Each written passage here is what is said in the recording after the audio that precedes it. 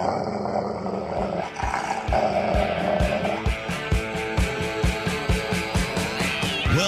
author, investment banker, consumer advocate, analyst, trader. Chris Markowski is the watchdog on Wall Street. You want answers? Exposing the lies and myths that the big brokerage firms, the mainstream press, and the Americans away from. You can't handle the truth. Bringing America the truth about what really happens in the financial world. Ladies and gentlemen, we're not here to indulge in fantasy, but in political and economic reality. This is the watchdog on Wall Street. All right, welcome everybody. Welcome. I feel obligated to continue to thank all of my listeners all across the country, reaching out, sending me emails, words of encouragement. Listen, you want to, everybody's like, how are you doing? How you doing? How you doing? I'm doing as best I can. You kind of taking things day by day. I have my good days, and I have my bad days. Hey, listen, I'm human. There's days, my little alarm goes off 3:30, sometimes 4 o'clock. Sometimes I sleep in a little bit 4:30 in the morning, and there's days I'm just like, I don't feel like working today. And I was told that, the first year you lose, a loved one, someone that is very, very close to you, is going to be, the first year can be really hard because you're going to run into holidays, events, various different things, and you're just going to get bombarded with memories. And it's most certainly the case this week. So, what I try to do, and I've always, not always, again, as I've gotten older, I try to do it more, try to take bad situations, and try to learn from them, try to take something away from them as best I can. And I try to relate this to you here on the program. Now, this week is very, very, it's been very, very tough. As a kid, growing up in upstate New York, once you start getting a little bit of spring, man, especially you get towards the end of March, and March is such a tease up here. You'll get a day of 70-degree weather, then all of a sudden it might snow 2 days later. But as a kid, right around Easter time, you're getting your baseball glove out, and you're putting a mink oil on that glove. And hey, these are the memories that come back. My dad teaching me how to break in a baseball glove when I was younger. And Holy Week growing up for me, I was the only altar boy out of the Markowski boys. Spent a lot of time around the church that week, getting the church ready for Mass and Stations of the Cross and all of the things that we had to do over that period of time. But coming back home late in the afternoon, my brothers, finishing whatever yard work we had to do, and then going and playing ball. And my dad coming and playing with us. My dad did this really cool thing. I said, I grew up in a very Italian background. I was half Italian, half Polish, and it was my house, and there was my grandmother's house right next door. And then there was this huge, field above my grandmother and aunt's house. It wasn't our property. My dad didn't care. We didn't even know whose property it was. One day he rented a tractor. He did. He rented a tractor and some equipment to cut. The grass was over my head at the time. And he cut the entire thing down. We cut the trees down. We didn't know who owned the field. It was just there. Then we went into the woods and we cut down some trees for some posts, and we made a backstop. And we had our own little, this is before the movie came out, we had our own little Field of Dreams that was up there. And I hadn't thought about that field, and I hadn't thought about playing baseball up there and how all my friends and the kids in the neighborhood would come. I hadn't thought about it in a long time until this week. And it's sad sometimes because, you kind of almost get upset with yourself to some degree.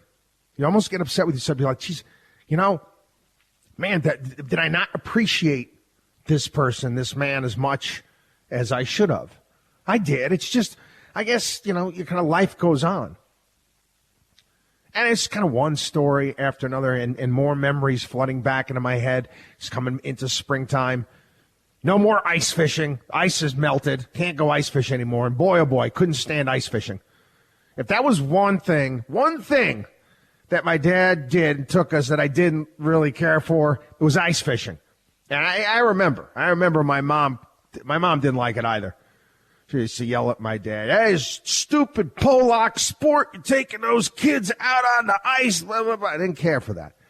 But when spring came, it was back to this place, and I almost got in the car. And drove there this past. I was this close. And I don't know. I may even do it this weekend. Mohawk River in Schenectady, Lock 7. Lock 7 was our fishing spot growing up.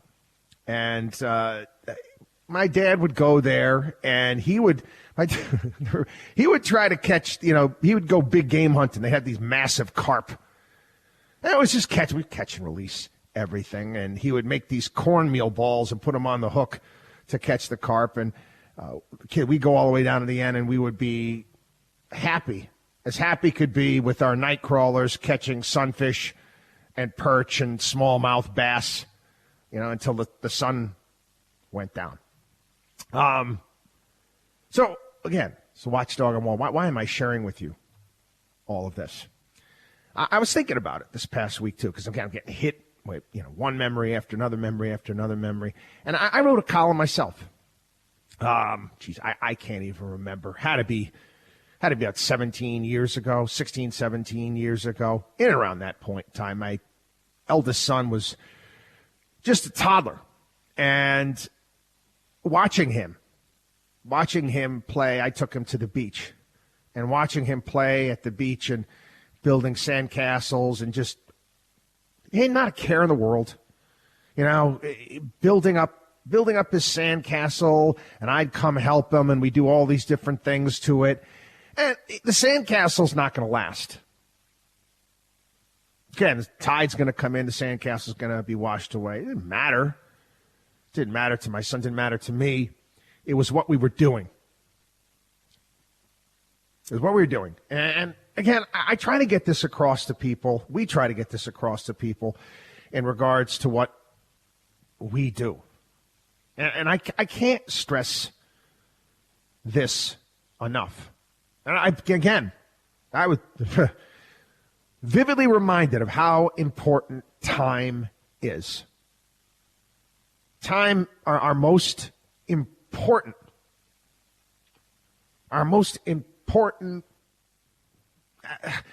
it's our most valuable possession, the time that we get to spend with the people that we care about, the time that we get to spend with the people that we love. It's the experiences, the memories. And again, with what happened, I've got all of these memories, and I know, I'm going to be getting smacked around this entire year, big time. And again, does it get me choked up? Does it get me? Yeah, it does. But they're great. They make me smile, too. And also, he kind of reminds me just how lucky I am. So you need to understand this. And this is one of the things we try to get across to people here when it comes to what we do, preparing you for life and taking advantage of opportunities and building up that. You don't have to have a ton. You talk about generational wealth and huge amounts of money. I didn't grow up with a ton of money by any stretch of the imagination. I was a school teacher, and we had a janitorial business. It's not about that. It's about constructing your life so you can enjoy it. And enjoy. So, anyway, I again wanted to share that with today. Again, Easter's it's gonna be a tough one. It is. My dad was always he was the one who organized the Easter egg hunts every year. Last year, Again, COVID. Couldn't get together.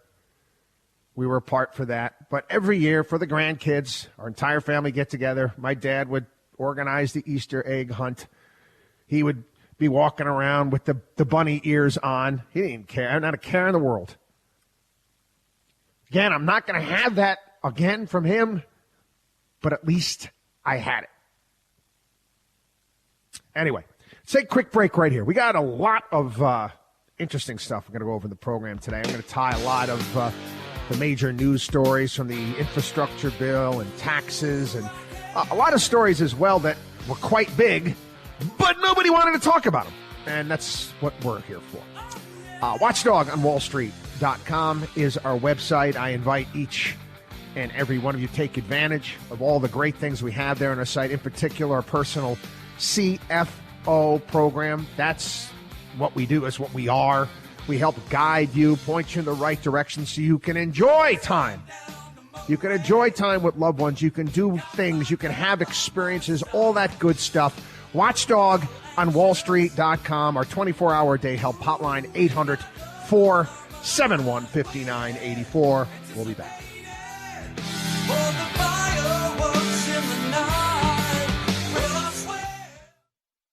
Mike Hewitt here. Yes, over the last few generations, we've been trained very well. They say, give us your money, and we do. And we do it with little to no grumbling. They say, give us your children's money, and we do. Seemingly relieved our generation won't be paying those bills.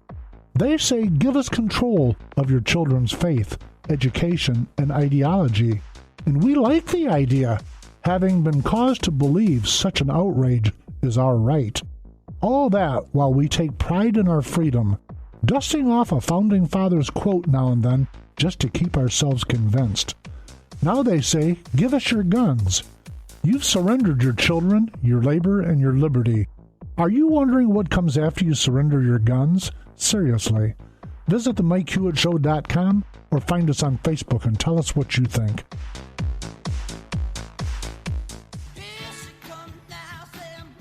Taking Wall Street's liars, crooks, and cheats out behind the woodshed. You're listening to the Watchdog on Wall Street. Well, again, if I've said it once, I've said it a million times here on the program. Elections have consequences. Choose wisely. Choose wisely. If you watched, I didn't watch Joe Biden's stimulus plan press conference nonsense. I just needed to look at what we're doing and where we are. And again, I have to be brutally honest with everybody here on the program. That's what we do. We're not going to, again, no spoonful of sugar to make the medicine go down here. We're talking about a major, you want to call it pivot, turning point, whatever it may be when it comes to economic policy. We are now going to put it this way. They just killed Reagan.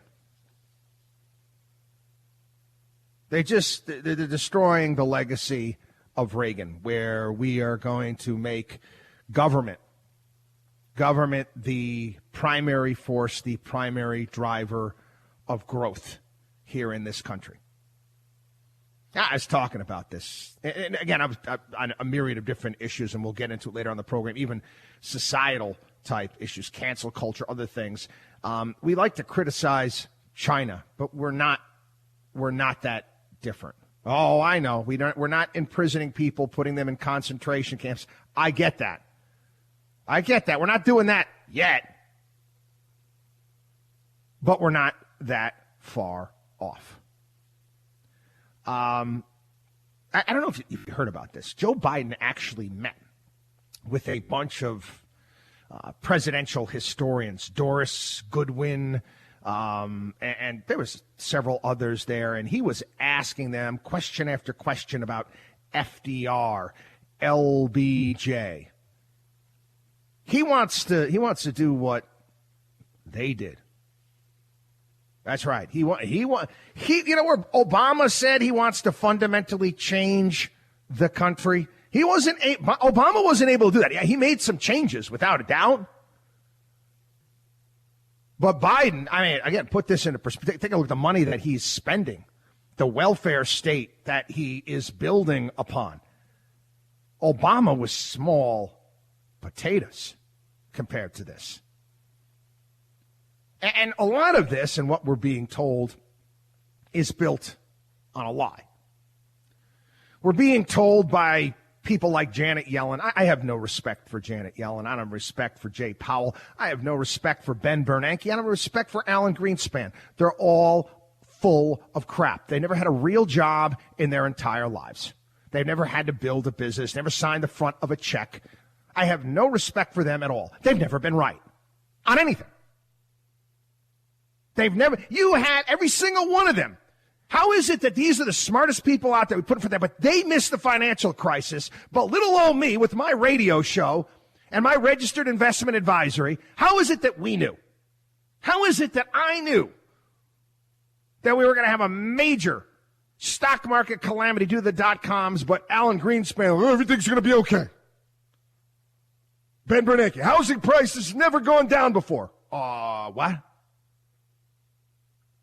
Tonight you got Janet Yellen out there saying that that the understanding, and I'm going to quote, I wrote it down here. There are a lot of ways in which I think our understanding of the economy has shifted.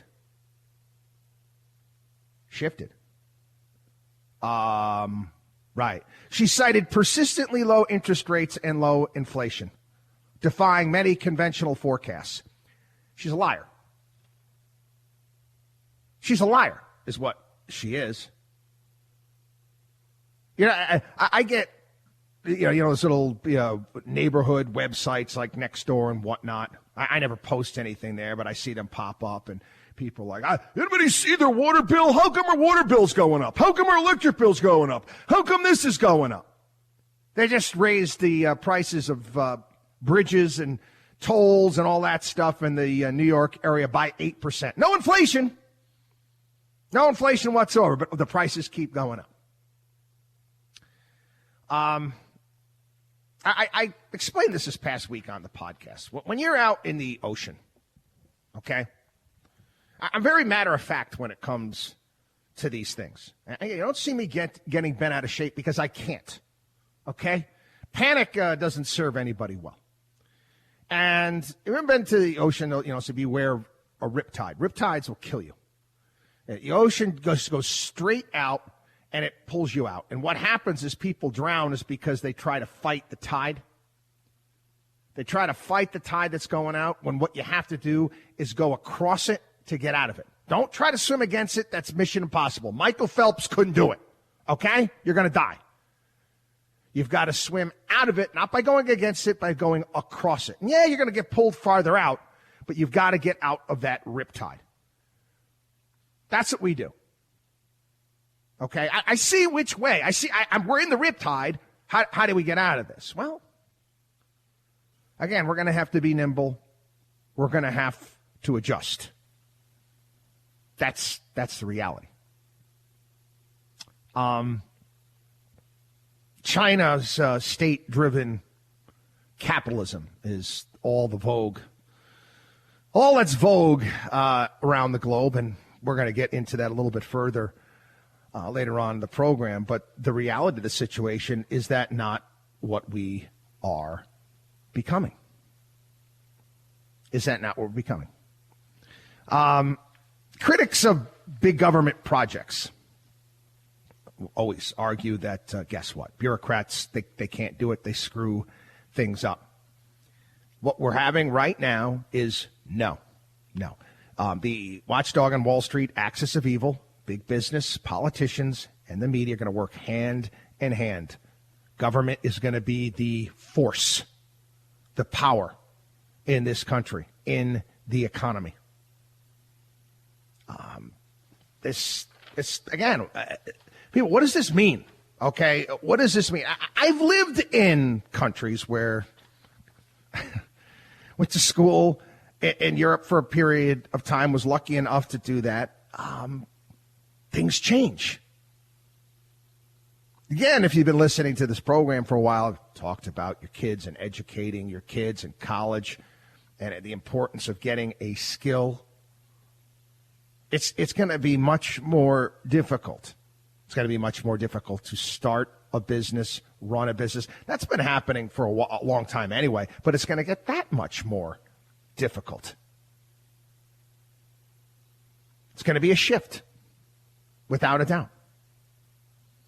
But you take a look at what's taking place, and you take a look at this plan, and yes, it's for all intents and purposes destroying the legacy of Ronald Reagan. Now, again, when it comes to inflation, and I just mentioned it briefly, it's something that we've been warning, we've been talking about for a long time. We described as one of the reasons why pension funds have had such a difficult time. Their risk-free assets are not getting really any sort of return whatsoever. In order for them to continue to pull this off, is they need to keep the lie going. We're going to continue to try to teach here on the program and explain to you how prevalent inflation is and how dangerous it is to you and your finances. I've got to take a quick break right here. I'm coming up on a hard break right here. WatchdogonWallStreet.com. WatchdogonWallStreet.com. We'll get a little bit further into this when we get back. Don't go anywhere. WatchdogonWallStreet.com, our site. We shall return. You're listening to the Watchdog on Wall Street.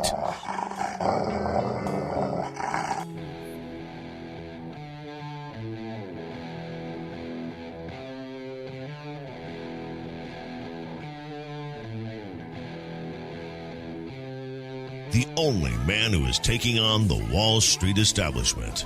You're listening to the Watchdog on Wall Street with Chris Markowski. I don't know, a little bit later on the program, I might get into some of the taxes that they are proposing.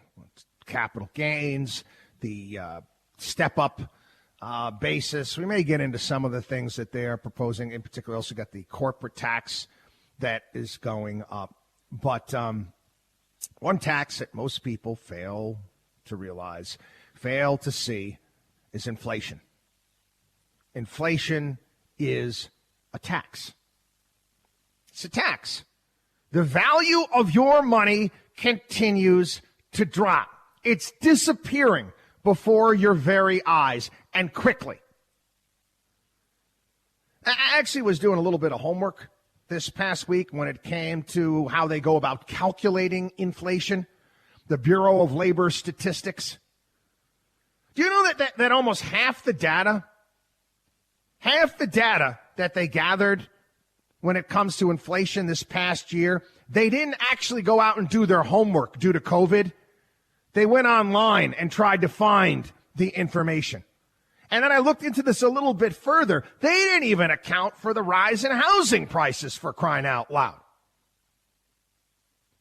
Story after story after story. Prices of homes going up. Your health care is going up. Tolls are going up. Food is going up. Building materials are going up. What in the world is not going up? Yet Janet Yellen, sorry, trying to stay cool. I just don't like liars. I don't like the liars. All the talking heads on TV. Oh, and it's like there's no inflation, low inflationary environment. What are you talking about? What are you talking about? When the government just prints more money and decreases the value of what you have earned, when they hit a button, hey, but you're going to get cheaper mortgage rates. It's going to be awesome. Shut up, fools. At some point in time, people, you have to grow up and you have to understand that there is a grand conspiracy to keep you poor and stupid.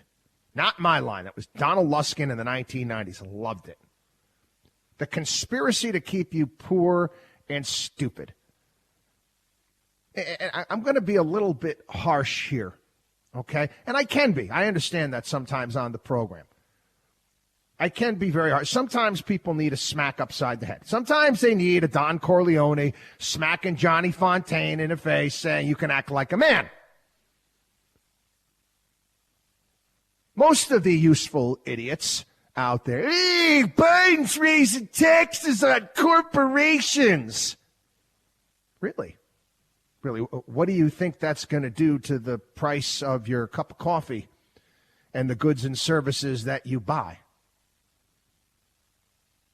Everything is going to get that much more expensive because of that. So that's going to be additional inflationary pressure is corporate taxes. Corporation is nothing more than a tax ID number and a logo. They don't have money trees. They can't print their own money. They have to earn it. And they earn that money by selling you stuff or doing stuff for you. So they're going to have to charge you more because their cost of doing business just went up due to Joe Biden and the useful idiots in Washington, D.C. How hard is that for people to understand? It's amazing to me how people can't get that. Oh, he's taxing corporations. Oh, those evil corporations out there in businesses. You're taxing yourself, you moron, is what you're doing. Now, again, I know it's Holy Week. I should try to tone it down to some degree. But again, I've been trying to explain this to people for years, and they still don't get it. Huh? What? Again, when we're putting portfolios together, when we're helping people prepare for life and whatever they want to do so they can enjoy time with their loved ones, yeah, we have to factor all of this in. You have to factor all of this in. And you have to factor in. It said, listen, do you understand? Do you understand what you're losing 8 to 10% of the value your money does every single year? Do you understand how much more you have to save or how much longer you're going to have to work if you set a date for retirement? Again, we can prepare you all you want, okay? But this is the terrain right now. Do you understand? This is the reality. This is what's happening on the ground. I'm not going to come on the program and be like, hey, everything is awesome. No. Hey, listen. We'll deal with problems as they present themselves to us. We're going to deal with this too. We always have. But you need to understand that this is the reality right now. Get your financial house in order. That's what we're here for. We're here to help you. Again, all of my columns, all the information, great stuff there at our site. Take advantage. WatchdogOnWallStreet.com. In particular, our personal CFO program. Speak with us, Markowski boys, and again, all the people that work with us. Our lawyers, our accountants, helping you, guide you through all this stuff. It's what we do. WatchdogOnWallStreet.com or give us a call, 800-471-5984. Back after this.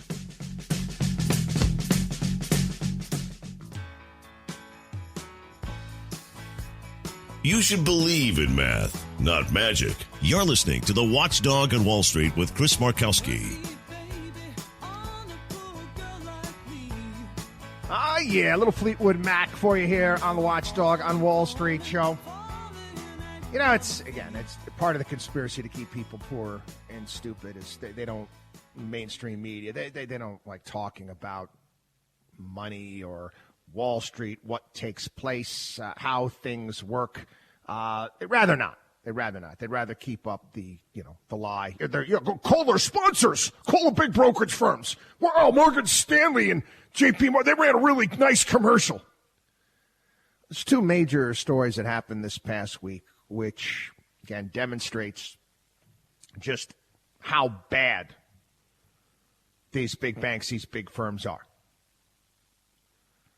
We've gone after them for years now here on the program. They're a part of the Watchdog on Wall Street axis of evil. It's two really big stories this past week that, again, nobody covered. One of them I really got a kick out of. I got a kick out of because I found it funny. You have, it's an actually Supreme Court case. Goldman Sachs versus Arkansas teacher retirement system. Well, the Arkansas Teachers Pension Fund filed a class action going after Goldman Sachs, saying that they lied. They lied in, guess what? Their mission statement. I'm not making this up. They lied in their mission statement saying that Goldman Sachs will put and I quote, our clients' interests always come first, and integrity and honesty are at the heart of our business. They filed a class action lawsuit saying that, you know what, you lied. That's not true. It's fraudulent. And I found it fascinating. 8 years ago, I wrote a column entitled Break Them Up Now.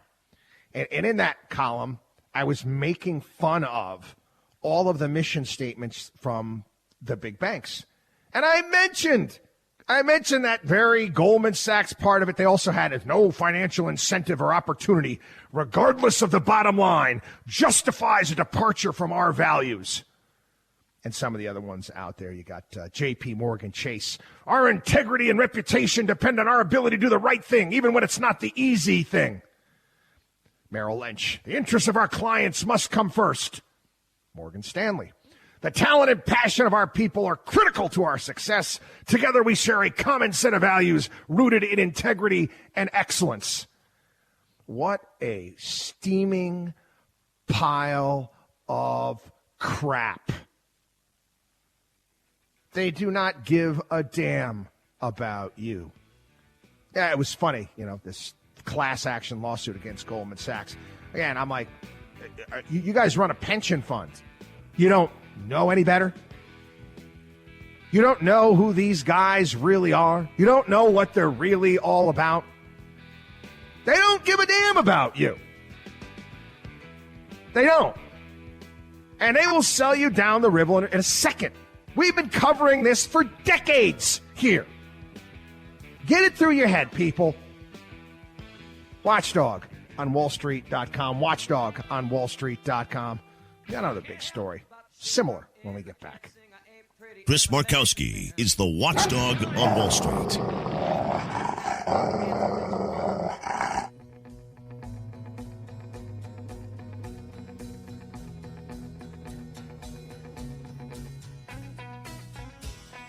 Bringing America financial freedom one listener at a time. You're listening to the Watchdog on Wall Street with Chris Markowski. If the media actually did their job and reported, maybe, I don't know, I could be wrong. They actually reported on all the scams and fraud and all the stuff that takes place, maybe, just maybe, people might avoid some of these firms. But you do need to understand that these big firms spend a lot of money in advertising on these major networks. And again, in a story that we uncovered here in the program, it's about, 2007, 2008, we got a hold of the advertising contract between Morgan Stanley and one of the major networks. If you're planning any negative editorial coverage or any negative stories about our firm, pull all of our ads. Well, I don't want that to happen, right? Networks don't want that to happen. Spend a lot of money on those ads. So we're just going to overlook all the evil things that these big firms do. I've been saying this often here on the program, and I love the line. It's George Carlin. It's a big club. You ain't in it. I ain't in it. We're not in it. There's another big story this past week. This hedge fund, this Archegos Capital, that caused all sorts of problems, roiled the markets, major sell-off, quote-unquote margin calls. Again, this Bill Wong, who ran this, he had about $10 to $15 billion in assets, but again, he was able to lever up that position to what? 60, 70, 80 billion dollars? Because, that's what we can do, too, as, normal citizens out there, is we can lever up our assets 5, 6, 7 times. Now, let me a little bit of a background here. And I got to give credit to Epsilon Theory, who did a really good job of putting some of this information together. Wong used to work for a guy by the name of Julian Robertson. Julian Robertson had a hedge fund called Tiger Management. Now, back in the day, hedge funds, again, it was very similar to that television show Billions. They're not supposed to do the stuff today, the insider trading, inside information, going back to Gordon Gekko, having Bud Fox go out. Well, again, that happened all of the time. That's how these guys did extraordinarily well.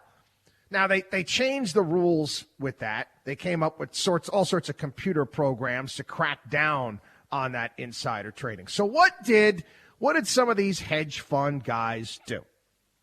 Like Bill Wong. They went to some of the big brokerage firms and they created assets out of thin air. I know this sounds like fantasy. They created assets out of thin air, which said, you are, in essence, gaining from the uptick in a certain stock, a certain position, or you are gaining if it goes down. I know it's confusing, but the rules are, if you get any more than a 5% position in any stock, then you have to tell the SEC.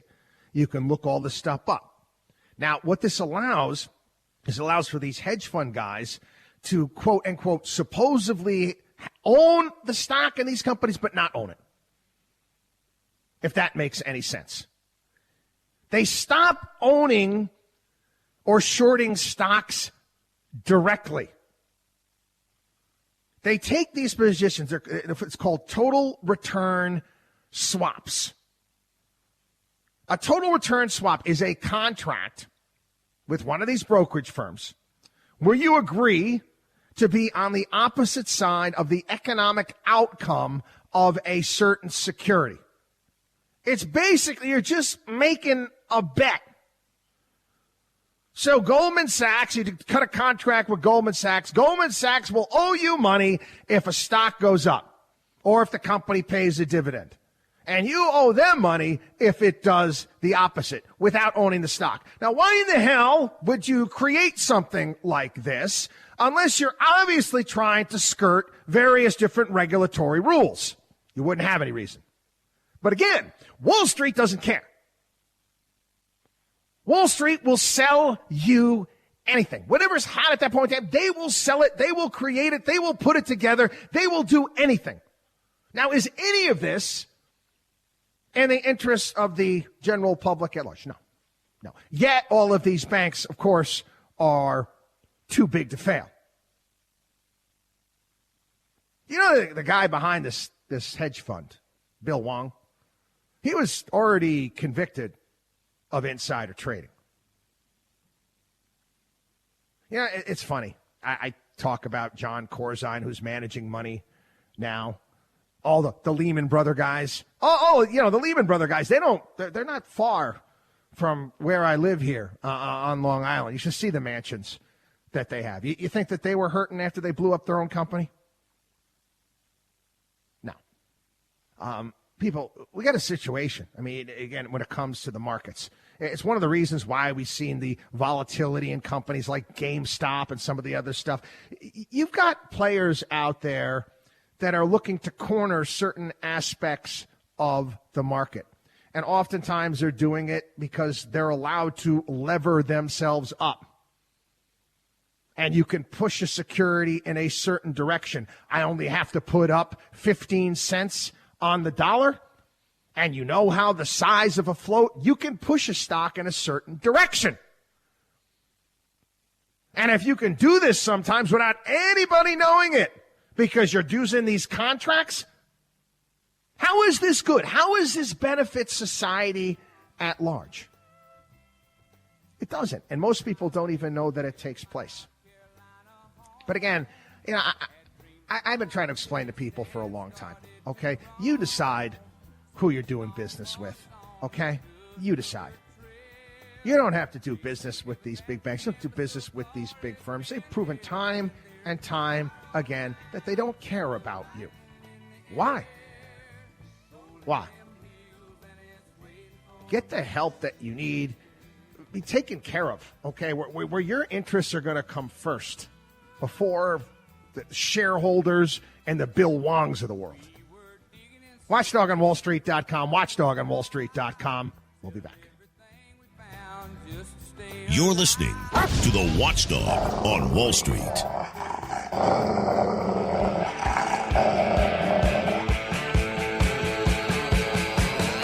Well-known author, investment banker, consumer advocate, analyst, trader. Chris Markowski is the Watchdog on Wall Street. You want answers? Exposing the lies and myths that the big brokerage firms, the mainstream press, and the government are pushing to keep Americans away from financial freedom. You can't handle the truth. Bringing America the truth about what really happens in the financial world. Ladies and gentlemen, we're not here to indulge in fantasy, but in political and economic reality. This is the Watchdog on Wall Street. All righty, kids. Again, happy Easter, happy Passover to everyone out there. I think I covered this story on the podcast a little over a week ago, and maybe I don't think I got to it last week on the radio show. And I wanted to get into it again because it bothered me a little bit here. Story out there when it came to how, again, this is the mainstream media. 39% of Americans have no money in the stock market. And over 50% say it's rigged. Again, I don't know if that 39%, if they don't realize that their pension, their retirement plan, their 401k is money in the stock market. I don't know. I don't know. Some of the issues holding people back. Resources and knowledge. People say, 56% say they don't have enough money to invest, and 32% say that they just don't understand it. For the life of me, people, again, I know I mentioned conspiracy to keep people poor and stupid. I know, especially for a lot of younger people, especially if they made some poor choices with the aid of their parents and going out and taking ridiculous student loans and spending too much money, and they're chasing their tail. They put themselves on a hamster wheel at 21 years old. That's very difficult to get around, making it difficult to put money away. I get that. I do. I know how expensive everything has gotten. We talk about it all the time here on the program. But you have to start. You have to start. And I've always told people, start playing with a compounding calculator, and you can see what a little bit over a long period of time will do. The other thing there is, the lack of knowledge. I for the life of me, I don't understand how we do not spend a greater amount of time, a greater deal of time in schools teaching kids about money. Again, I always sound like I'm a conspiracy guy here on the program, but I mean, listen, it's a life skill. It's kind of like learning how to swim. You don't want to drown, right? It's a life skill. Learning how to drive is a life skill. Understanding interest, understanding how the world works, understanding the stock market, understanding our economic system and how you build wealth. To me, that's pretty damn important. It's pretty damn important. A hell of a lot more important than some of the crap that they're shoving down kids' throats in schools nowadays.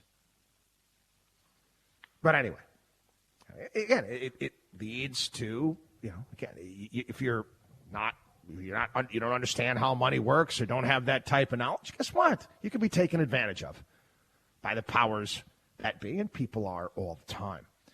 I want to talk a little bit about this major stories around the country right now, because again, this is a part of your overall financial picture. Real estate.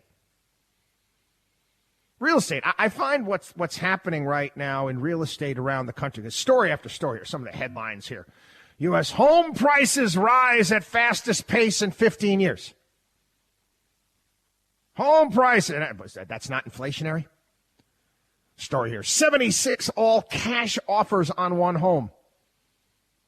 The housing madness shows no sign of slowing. And then they're saying pending home sales drop 10% because there's no inventory. Even the New York Times put out a lengthy piece admitting that Manhattan might never be the same. And they mentioned what we've been saying for a long time. They've got a cataclysmic challenge. I've talked about homes, and it's one of the lies out there, that your home is this wonderful investment. It's not. It's not. It's a bill. It's a bill. It's something that you have to pay every month. Most people purchase their home through a mortgage, and it is a long-term installment plan purchase is what you have there. When I sold my house, for this much more. Okay, maybe you might make a little bit of money, but did you calculate inflation? Did you calculate all of the money that you had to spend on that house in upkeep, in taxes? Oh, got to buy a new fridge. We got a leak in the roof. Okay, Tim Cook, if you own Apple stock, doesn't pick up the phone and call you and say, "Hey, Bob, we a refrigerator broke in the break room here. We need you to send us some money to fix that." No, nobody can calculate. I mean, honestly, you're going to calculate all of the money that you spend on your house? Okay, a home is you create a home. Okay, a home is where you create memories, where you spend time. We try to get people to treat their home, again, as a place to house those memories, but not an investment. Not investment. Almost take it out of the picture altogether. Now, what we're seeing right now, and again, I ask a lot. I ask a lot of questions, talk to a lot of people. In particular, in and around urban areas. And this is anecdotal. I'm going to explain where I live, what's happening. I don't have to go into, I didn't have to, in pre-pandemic. I would go into the city from time to time. I'd go into the city from time to time to do a television interview. Station call, "Hey, Chris, can you come in? We want to interview you on this topic." Okay, so I hop on the train, drive to the train station where I live. Take me maybe 15 minutes to get to the train, 10, 15 minutes to get to the train station. Hop on the train, hour, get on the subway, go to wherever the studio is, wherever it might be in Manhattan. Do the television hit, which may last 5 minutes, if that. Turn around and come back. I'll never do that again. Never do it again. Yeah, no, I got my camera, and I got my ring light, and I got my backstop. I'll never do it again. Just do it from here. That's not going to come back. It's not going to come back. Many businesses out there, and I'm just not just talking New York area. I'm talking all around the country. They've said, listen, maybe you have to come in a couple days a week. So where I live, again, I'm about 30 miles outside of the city. 30 miles outside of the city, and again, I'm in the country. You wouldn't know it. You would have no idea that we're 30 miles outside of New York City. The real estate market where I live right now has gone through the roof. It's nuts. It's nuts. It's basically, we talked about it here. There's a couple towns closer to the city that have always been very, very expensive. Manhasset, Port Washington. Because, again, you hop on the train there, it's 20 minutes to a half an hour into the city. People are moving farther out east. They're moving farther up north. The same thing is happening in California. You know one of the hottest real estate markets in the country is Fresno. People are moving out of San Francisco. They're moving out of these areas because they can. Now, what also is going to happen, and this is, again, it's important. I love to study demographics and trends. And I know I can be kind of, with regards to what's happening in the country and this left-wing stuff. What's happening is many of the younger kids out there that normally would have graduated from college, go work at a Wall Street firm, live in Manhattan for 10 years, maybe stay there forever, raise their kids there. I don't know how. I could never raise my kids in New York City. Never. Could never raise. I wouldn't understand that. That's why I left. But many are leaving now. I'm talking when they're 23, 24.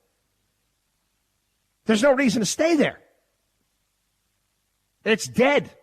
The city is dead. There's nothing going on. It's not the city anymore. So why are you going to stay there? It's going to move back to Long Island, buy a house. And what that'll do as well is that I think what we're going to start seeing happen, we're going to start seeing people getting married at a younger age. You're going to start seeing some younger families. I think that trend is going to start shifting. I really do. I don't think it's necessarily a bad thing in many respects. But again, it's important, people. It's important, people, for you to understand. Again, the powers that be are always going to give you some load of bunk out there. Don't treat your home. I know. Wow, my house has gone up this much in value. Okay, what does that mean? You're going to go, do you feel wealthier today? Do you feel like a real rich guy because your house went up? And no. And don't go taking money out of your house to take advantage of it. That's not a smart thing either. Your house is not a retirement fund. Don't think of it as an investment. Think about it what it really is. An expensive installment plan purchase, and you'll get a rebate down the line. Okay, the best way to make a true profit on a home is to pay as little for it as you can. Okay? And again, you don't, again, they'll convince you, get those renovating shows out there. Yeah, it'll increase the value of your home, but it won't increase it based upon the amount of money that you spent. That is the reality, real estate reality. And now we're glad to see our homes coming up in value. Don't make silly mistakes. Don't go yanking equity out of your home. Don't go doing any of those things. Anyway, got to take a break. WatchDogOnWallStreet.com. WatchDogOnWallStreet.com. Again, I want to invite everybody to take advantage of all the great stuff that we have, what we do. In particular, our personal CFO program. Get there, sign up for that, have access to us, all of our accountants, all of our lawyers. And again, I want to remind everybody out there that it's for everyone. Okay? We're not one of those firms out there that's, you have $5 million, there's the door. No. We help everyone out. That's how we do business. Different.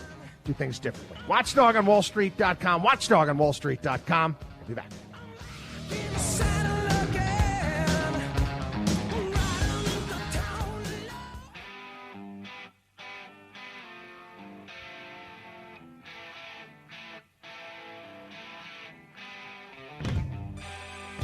Taking Wall Street's liars, crooks, and cheats out behind the woodshed. You're listening to the Watchdog on Wall Street. I mentioned this past week, and I had so much blowback. But people were, what do you mean? What do you mean by that? I was talking about how China's winning, and it's opening week of baseball here in this country. I said if it was a baseball game, we're in the 6th or 7th inning, and China's up by 5 runs. China's up by 5 runs right now. And again, you're not gonna see anybody in the media actually talk about this or analyze this. But as it stands right now, is they're running circles around us. I think it's important to be a student of history, to understand the past, understand politics, how the world works. The world will look at the United States. They'll take a look at China, and China is now presenting itself as an alternative. Presenting itself as an alternative, something different. Something different. And again, who is this United States? Oh, they bomb all these countries. They do this, they do that. And it's funny, you watch some of the things that are going on. Again, a lot of this is not being reported. You had a couple of companies. You had Adidas, I think you had Nike, H&M, which is out of Europe, put out some comments on Twitter or something out there about the situation with the Uyghurs. And all of a sudden, throughout the entire country of China, they boycott those products. They boycott those products. They get the entire country behind that sort of a boycott. Again, I'm giving an analogy to baseball. You want to take a look at chess right now. China is playing chess. We're playing checkers.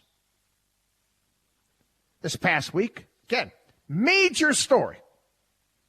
Major story. China signs a deal with Iran. I know we've been trying to keep Iran down and sanction Iran. Well, Iran just got around all of our sanctions. They're going to sell their oil to China. China is going to make investments into Iran. Smart. Call it like it, but it's smart. We pointed out here on the program the COVID vaccination distribution for Africa was put together by China. I know I got to get the people out there. China came from one of their, weapons for bioweapons. Maybe it did. I'm not talking about that right now. Okay? Yeah, I'll call it the Chinese virus. And all that good stuff, too. It doesn't make any difference. But China is looking to put together a whole new world order. They're meeting with our allies. They just met with Saudi Arabia. They met with Turkey. They're going to Colombia. They pledged support to North Korea. They're going around the globe, and they are making investments. What they're doing is smart. Now, we go out and talk at NATO and how all of these European nations, we got to have a joint approach to counter Beijing. And it'll make the news. What will make the news? Because, it's, the United States pretending we're tough. The United States pretending they're tough, and then they're like, oh, well, look at Europe, put some sanctions on China, too. They didn't put really any sanctions. They sanctioned a company, maybe a couple people. Maybe how many billions of people, a billion, how many did they have in China? Oh, we sanctioned a couple people in China. And that makes news? The reality is, what can we do? Can we do anything? We decided to offshore our supply chains to China. Hey, we saw what happened during COVID. Couldn't get PPE, couldn't get masks, couldn't get a myriad of different things, right? Why? Because we offshored it all. We decided that was the smart thing to do. Unfortunately, the United States has gotten away from long-term thinking. Everything is short-term gratification. I talked about that in terms of ancient Rome. And how Rome, when it was a republic, they actually thought about how is this going to affect us 10, 15, 20, 30 years down the road? That's how I have to think in my capacity, in my job, for my people, my clients. No. We're going to worry about the here and now. We got to worry about next quarter's earnings. We got a big problem right now. Can't get enough computer chips. Can't get enough computer chips. Oh, we got to shut down assembly lines because they don't have the chips. Well, most of them, they don't come. Some come from China. A bunch come from China, but a lot of them also come from Taiwan Semiconductor. I know. Last week, Intel announced they're going to open up a couple of plants in Arizona. Oh, okay. It's about time.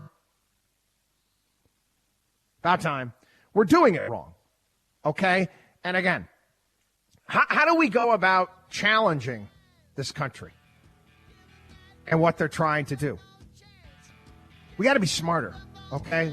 We have to stop playing checkers. We have to start playing chess. We have to start competing. We have to start making wise investments. This haphazard approach that we have is not going to serve us well. And again, I'm going to be honest with you, okay? Allies operate under the whole "what have you done for me lately" scenario. They feel that China's a better bet. Yeah, our long-term allies are gone. WatchdogOnWallStreet.com. We'll be back.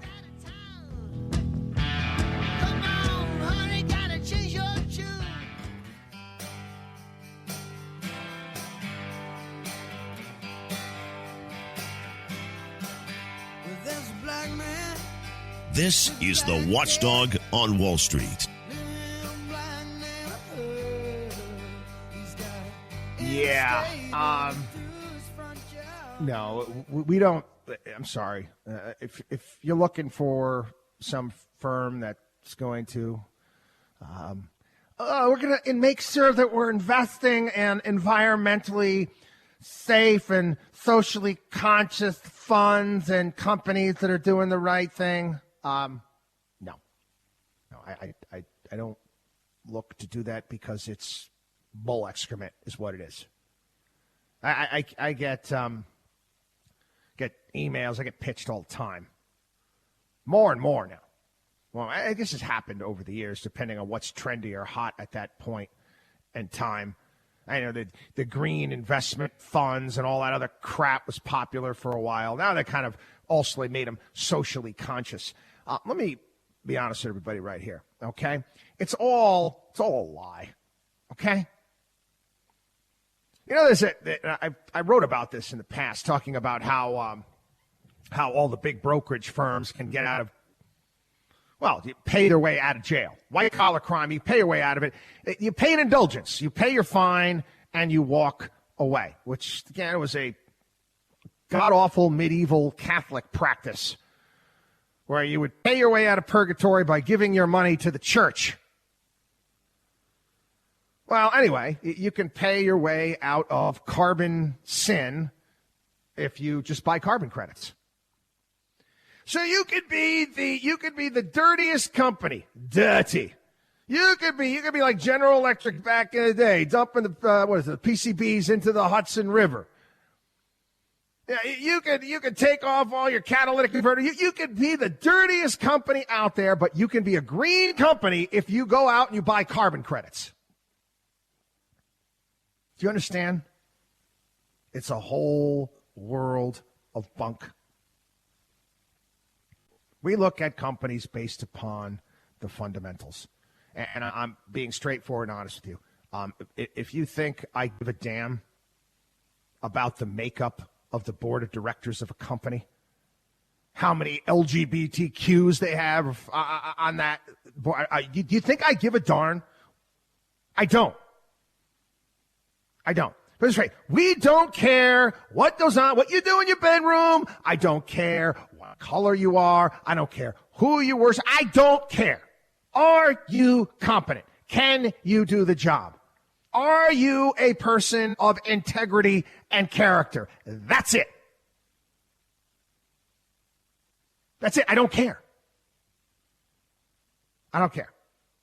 Yeah, I do. I talked about this with people this past week. It's just, I mean, the amount of people that are getting canceled on a regular basis. We were just talking about China.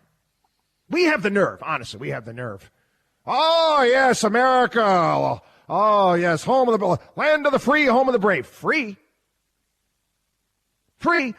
Most of the people in this country have no knowledge whatsoever of our Constitution. They don't believe in free speech. They don't. What we believe in now is that if somebody thinks differently than you do or might have a different idea than you, then they need to be destroyed. They don't even need to be destroyed. You got to take away their livelihood. That's America today. It's awful. One story after another. Yeah, people ask me, how do you avoid that in today's day and age? You say whatever you want. Yeah, it's my company. It's my business. I don't care. I don't care. All right, I'll get email. I'm never going to listen to you again. I don't care. Don't listen to me anymore. Don't listen to me. By word of mouth alone, okay? We have people knocking on our door every day, and I love them, okay? And we serve our clients, and we do what we need to. I'm not gonna lie. I'm not gonna BS. I'm not gonna cater. We are who we are. And again, listen. I get it. I understand. I understand certain people are cowering in fear. When you're afraid you work at a company that, gee whiz, I could get fired if I say the wrong thing. You got to walk around in life on eggshells? That's America today. Some point in time, people, you have to push back. Some point. I don't know when. But anyway. Let's take a quick break. Just look at the clock. Watchdog on Wall Street. I have a habit of that. I go off on rants, off on tangents. It's just kind of who I am. It's kind of free flow of ideas through my head. Watchdog on wallstreet.com. We shall return. Gonna sit down in the kitchen and fix me something good to... This is Colonel Denny Gillum, the host of Frontlines of Freedom, your military talk radio show. President Joe Biden tripped 3 times while ascending a staircase to board Air Force One, at one point slamming his knee into the metal structure and nearly ending up on all fours. Biden made the staircase stumble while boarding the presidential plane to depart for Atlanta from Joint Base Andrews in Maryland. Video of the fall shows Biden holding onto the railing of the staircase as he began walking up. After 3 falls, he quickly got back up on his feet and ascended the rest of the staircase before saluting the Marines who flew him by helicopter from the White House to the airport. White House spokeswoman Karine Jean-Pierre told reporters on board Air Force One that he's, quote, doing 100% fine. The fall was not Biden's first. The 78-year-old president fractured his right foot in late November while playing with his dog. It appears our president is not in the best of health. Thank you for joining me for A Minute with the Colonel.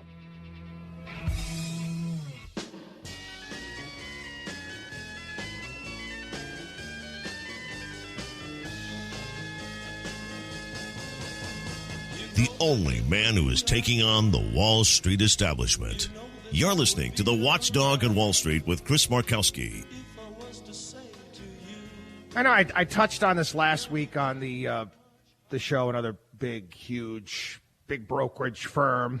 It's a big club, you ain't in it scam. This Greensill company out of the UK, and now how all of these other big brokerage firms are tied to this ripoff. In particular, also bigwigs when it comes to politics. Because that's another place. It's kind of how it works. I try to, some of my new listeners out there, long before everybody was talking about the swamp and the establishment, we were talking about the Watchdog on Wall Street axis of evil. And they are bigger and more powerful than ever. I mean, it's all encompassing now. And when you get to be a part of that club, when you get to be a part of that group, you're taken care of. I mean, that's where the money is. You take a look at the money that's being spent in Washington, D.C. You take let's even take a look at this stimulus package. What, you don't think that all these big businesses are lining up saying, hey, I want that money? What do you think that money from the stimulus package is going to go to small businesses? Oh, yeah. They'll give you a PPP loan. Here's your $30,000, $40,000. Oh, yeah, but that multi-billion-dollar contract, that's going to these guys. Okay? Stop being a sucker, please. It's a whole nother world out there. You know what? I'm an equal opportunity basher here on the program. I remember I was cracking jokes. Lived in the state of Florida. Jeb Bush retires, leaves. He termed out the governor of the state of Florida. Where does he go? Barclays? Yeah, he all of a sudden became a banker. What the hell does he know about banking? Nothing. He's just taken care of. Okay? It's just taken care of. Last night, my eldest son was home, and he wanted to watch a movie. And I asked him if he ever watched American Hustle. Christian Bale, Jennifer Lawrence, Amy Adams, Bradley Cooper. Based on a true story, the whole ab scam thing that took place in Camden, New Jersey, where they were trying to catch politicians taking bribes. And the funny thing is today that's how they do business. How is it that these politicians get these book deals that never pay out? Huh? How is it? Does anybody really think, okay, let's say Goldman Sachs paid Janet Yellen $500,000 to give a 20-minute speech. Do you think that there was any value added to Goldman Sachs or Goldman Sachs clientele? No, it was a tip. That's what it was. People in government, public officials, they help out big business. They help out all these companies when they're there, when they're in charge. And when they have to leave government for a period of time, you tip them like you're tipping a doorman. There you go. You have $500,000. Give a speech for 20 minutes. It's how the world works. They always land on their feet. The amount of ex-Obamaites who left for 4 years. In 4 years, they left. They worked for Obama. Multimillionaires now back working for Biden. Wow, that's amazing, huh? Multi-million in less than 4 years. Hey, listen, you get taken care of. You get stock in some company that goes public ahead of time. There's lots of ways you can take care of these people in power. And it's how the world works. It's not right. It's not fair. I don't like it. I like to alert you to it, so you understand it. Okay? You don't have to participate. You don't have to do business with these people if you don't want to. I know it's frustrating. It is. You actually think about it. Think about just how crooked things are. Push back, people. That's all I ask. Push back a little bit. Watchdog on wallstreet.com. Watchdog on wallstreet.com. Don't go anywhere. We shall return. Chris Markowski is the watchdog on Wall Street.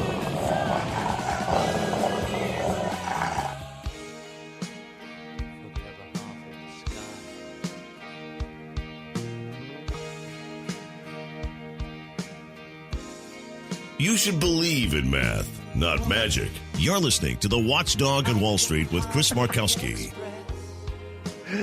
Oh, man, this song just brought up a memory. Oh, my God. Growing up, third grade, we had it helped us pick an instrument out. And we started in the fourth grade. And I played the trombone. And, again, I was good at it. Wasn't great at it. The reason why I was never great at it was because my mother made me practice. Do you remember those old alarms that they would have, timers they would have on the old stoves? You'd turn them. Yeah, I had to do my half an hour every single day practicing the trombone. And again, I ended up quitting. I got to make a choice. When you got to high school, it was either sports, it was music, one or the other. Just not enough hours in the day to do both. They're the people my peers that stayed in music, they would practice hours a day, and they went on to these great music schools and all that stuff. I just like sports better. But anyway, the reason why that song reminded me of it, I remember you played that song on my trombone for a recital that I had to do. Yeah, John Lennon woman on the trombone. Imagine that. Anyway, a lot of talk this past week about Bernie Sanders and this, we're going to go down to Amazon and we're going to unionize them. I don't know if you saw this past week. I don't know if you've seen any of these robots. You want to go on YouTube sometime. Check out the robots that this company, Boston Dynamics, makes. Yeah, without a doubt, it's the stuff of nightmares. It really is. I mean, it's not, they're not quite as frightening as the Terminator robot. And that was just a great sci-fi movie. That face, Arnold Schwarzenegger's skin comes off, and you get that metal skull. But yeah, Boston Dynamics has now developed a robot, a warehouse robot called Stretch. This warehouse robot is designed to move 800 boxes per hour, which is the equivalent of a typical human employee. Yeah, and I keep thinking, there's the robot company from Terminator, Cyberdyne Systems. Remember that? Cyberdyne Systems. That was the robot company. And Skynet goes live. But anyway, what do you think is going to happen? What do you think Amazon is going to do if you price their warehouse workers due to union rules at a level that they don't want to pay? Oh, okay. Hi, this is Jeff Bezos. I got Boston Dynamics on the phone. Could you send me some of those robots, please? I don't want to be harsh to you people, but this is just how the world works. I remember years ago, and I know this is a repeat. I talked about this on the podcast this past week. I don't know. It was a study I was reading years ago talking about the cultivation of raisins and how labor-intensive that cultivation is. They just making raisins. And how in places like Australia, they don't have all of the migrant workers and illegal workers there. So what they do, they develop technology to get those raisins, whereas here in the United States, we would just use the migrant workers. Capitalism will find a way. It always does. Anyway, a couple scam stories. I had a whole stack this past week, and I'm not going to go through too many of them today. But here's one that really kind of bothered me. It was Merrill Lynch, broker out of Chicago, and he had to plead guilty to wire fraud. He stole over $3 million from various different clients to fund his lifestyle. That included luxury hotels, expensive meals, all sorts of stuff here. The interesting thing is that for the life of me, I can't understand how Merrill Lynch didn't catch him. I don't get this. Okay, I don't understand. I know everything that goes on. Okay? Everything that goes on at my company. How did they not catch them? Or maybe they didn't want to. Here's another one I wanted to touch on as well. At some point in time, I'm brutally honest here. At some point in time, you have to wisen up, okay? Don't be stupid. Use your head. He had a big Ponzi scheme out of Kansas City, Missouri, that this guy ran based upon, I'm not making this up. This guy got money from investors saying that he was an expert in sports betting. I kid you not. He started a fund based upon sports betting. Oh, yeah, he provided all these spreadsheets and financial statements. Do you know how easy it is to forge that stuff? People bought into the fact that this guy all of a sudden could actually win betting on sports. But I do remember back in the 1990s, I got a phone call. I'm not making this up. Got a phone call from a hedge fund that based its predictions on tarot cards. I kid you not. On tarot cards. Now, granted, okay, I'm sure that fund probably outperformed many of the godforsaken schlock brokers at the big brokerage firms. But are you serious? Tarot cards? Anyway. I got to talk about this quickly here. This capital gains tax at death, the step-up provision. It's part of Biden's tax plan. I did get a bunch of questions on this. I know I addressed it on the podcast as well. What is going to happen, my friends, quite simply, is this. If Biden gets his way, when you pass your stock on to your heirs, it's going to get repriced. Okay?